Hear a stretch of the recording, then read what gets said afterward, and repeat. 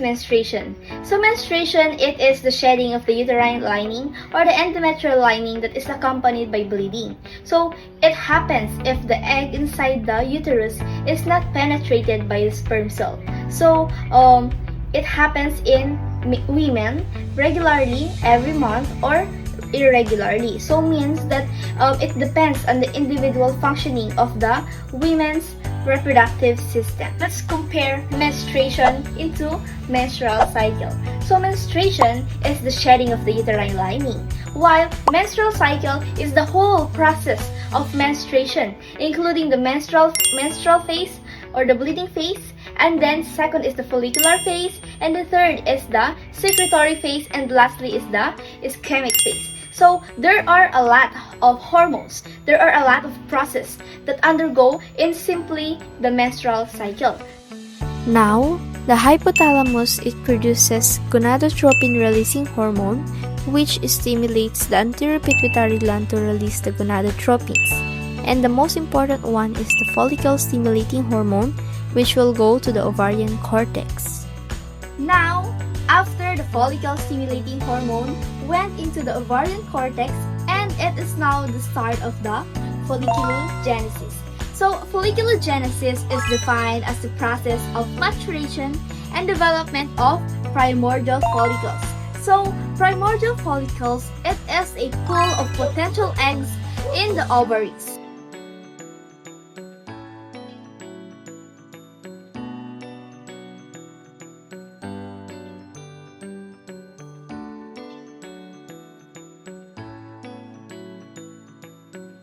So menstrual cycle is divided into three major phases. So the pre-ovulatory phase, day 1 to 13, and the ovulatory phase, day 14, and the post-ovulatory phase, day 14 to 28. So why is it important? Why is menstrual cycle important? Because it has three major interconnected cycles.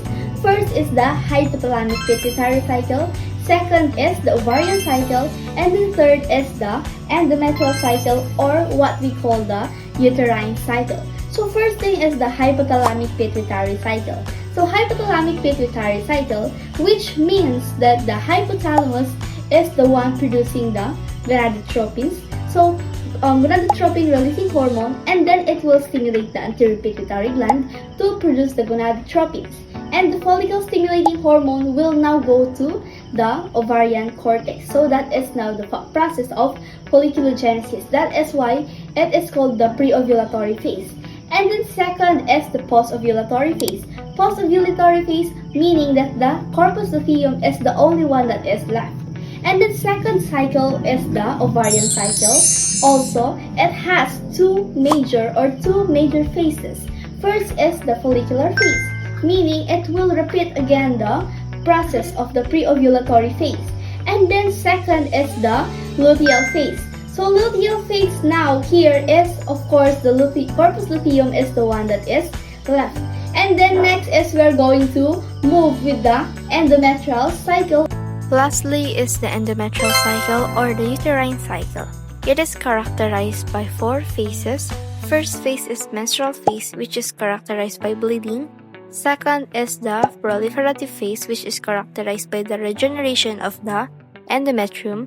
And then the secretory phase, which is characterized by the endometrium secreting nutrient broth and also the full development of the stratum functionale and the spiral arteries.